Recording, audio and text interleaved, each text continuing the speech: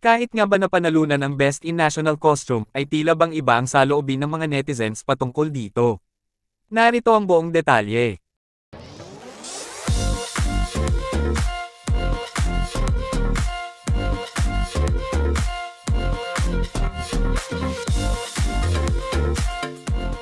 Inilabas na nga ng Miss Universe Organization ang resulta ng botohan para sa Best in National Costume.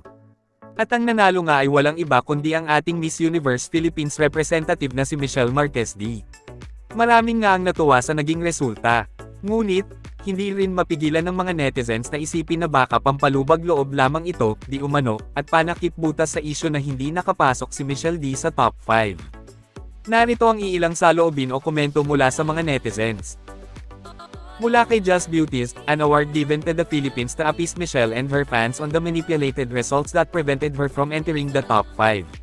Stop this foolishness, and from pageant royalty, as a citizen of the world, the universe rather, I demand to release the closed-door interview of the top 10 only. Ayon naman kay Hells and Carms, nahiya pa kayo.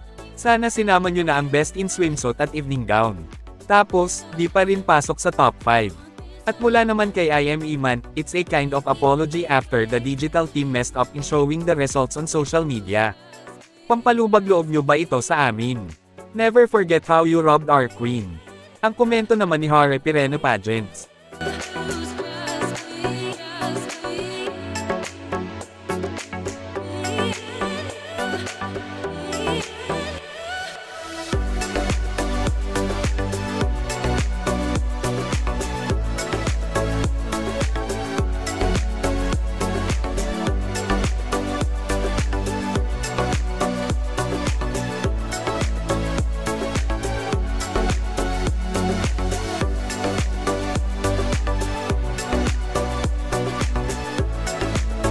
Kayo, anong masasabi nyo tungkol dito?